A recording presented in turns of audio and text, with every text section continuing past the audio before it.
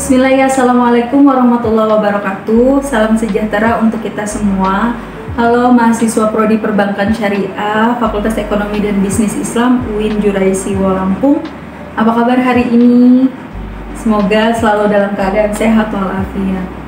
Baik, bertemu lagi ya di perkuliahan analisis laporan keuangan syariah. Sebelumnya, mari kita ulas dulu apa sih yang sudah kita pelajari pada pertemuan-pertemuan sebelumnya. Ada yang masih ingat kita belajar apa aja? Ya, yang pertama kita bahas tentang komponen laporan keuangan konvensional. Yang kedua, kita pernah membahas tentang komponen laporan keuangan syariah. Dan yang terakhir di pertemuan sebelumnya kita membahas tentang apa ya? Tentang metode-metode analisis laporan keuangan syariah. Ada yang masih ingat ada berapa metode yang sudah kita bahas konsep dasarnya?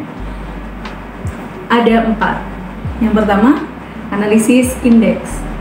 Yang kedua, analisis common size. Yang ketiga, analisis DuPont. Dan yang terakhir, analisis rasio keuangan. Dan yang akan kita bahas hari ini adalah analisis yang pertama, yaitu analisis indeks. Tapi sebelum kita mulai perkuliahan kita kali ini, agar kuliah kita berjalan dengan lancar dan kita semua dimudahkan dalam memahami apa yang kita pelajari hari ini, mari kita buka perkuliahan kita dengan membaca basmalah bersama. Bismillahirrahmanirrahim. Kita memasuki perkuliahan kita hari ini, yaitu analisis indeks. Mari kita bahas tentang analisis indeks. Capaian pembelajaran yang diharapkan tercapai pada pertemuan kali ini adalah: yang pertama, mahasiswa diharapkan mampu menganalisis perhitungan analisis indeks.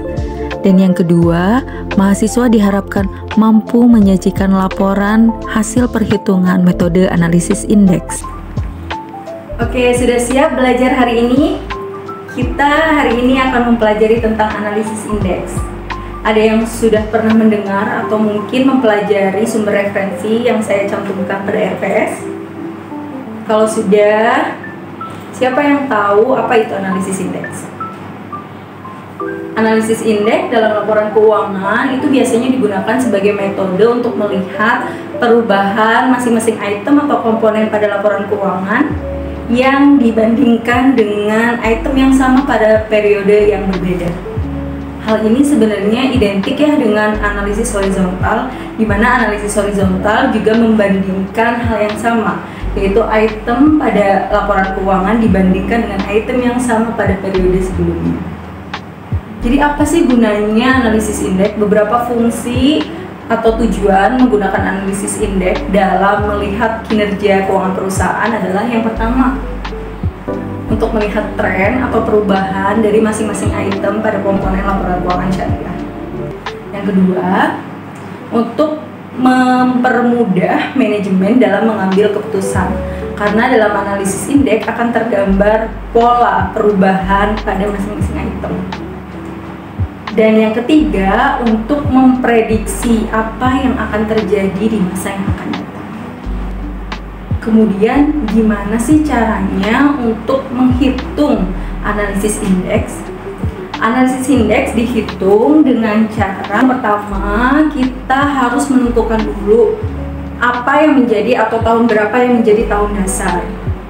Tahun dasar dipilih berdasarkan apa? Berdasarkan analis ingin menjadikan tahun mana menjadi tahun dasar. Misalnya kita sebagai seorang analis laporan keuangan, kita menentukan bahwa 2022 itu menjadi tahun dasar. Maka yang akan dibandingkan adalah tahun setelahnya. Jadi 2023, 2024, dan 2025. Kita contohkan nih, itu yang pertama ya. Jadi kita menentukan dulu tahun dasar, yang kedua baru kita melakukan perhitungan. Bagaimana cara menghitungnya? Yaitu komponen pada laporan keuangan tahun N dibandingkan dengan tahun dasar dengan komponen yang sama dikali dengan 100%.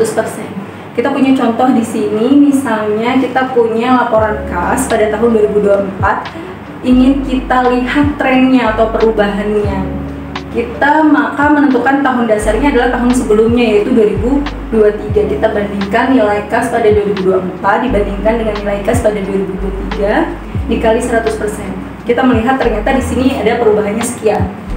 Terus kita bagaimana bisa tahu berapa sih besar perubahannya? tinggal hasil dari perhitungan ini kemudian dikurangi dengan 100%, maka ketemulah nilai perubahan tersebut. Dan apakah perubahan bisa bernilai negatif? Tentu saja bisa. Jadi perubahan atau tren pada analisis indeks itu bisa bernilai positif maupun negatif. Kemudian setelah kita mengetahui nih perubahan atau trennya, apa yang akan kita lakukan? Yang akan kita lakukan adalah menyusun laporan analisis indeks. Laporan analisis indeks biasanya disajikan dalam bentuk chart atau kita kenal dengan bentuk diagram. Banyak sekali ya bentuk-bentuk diagram, namun beberapa yang umum digunakan dalam laporan analisis indeks biasanya adalah yang pertama adalah bar chart atau diagram batang. Yang kedua ada yang namanya line chart atau diagram garis. Yang ketiga ada yang namanya pie chart atau diagram lingkaran. Dan yang terakhir ada yang namanya area chart atau diagram area. Dan itu semua bebas digunakan oleh seorang analis dalam menyajikan laporan analisis indeks. Apakah teman-teman sudah paham tentang materi analisis indeks kali ini? Cukup mudah dipahami ya. Maka untuk menguji pemahaman teman-teman semua, mari kita kerjakan soal latihan yang sudah saya buat teman-teman. Silahkan teman-teman bisa scan barcode di sebelah. Di barcode tersebut nanti akan tersambungkan atau terintegrasikan dengan contoh soal latihan analisis indeks yang bisa teman-teman kerjakan. Saya berikan waktu selama 15 menit untuk mengerjakan latihan soalnya. Semoga teman-teman semua bisa mengerjakan soalnya dengan baik. Silahkan berdiskusi dengan teman-teman yang lain. Boleh belajar bersama, namun jawaban atau pengerjaannya harus tetap atas nama individu. Dan nanti setelah semua jawaban terkumpul, saya akan koreksi dan evaluasi, dan saya akan kembalikan ke teman-teman untuk bahan evaluasi pembelajaran pada pertemuan kali ini. Selamat mengerjakan, semoga berhasil. Saya tunggu jawabannya. Kita ketemu di lain kesempatan. Akhirul kalam. Wassalamualaikum warahmatullahi wabarakatuh.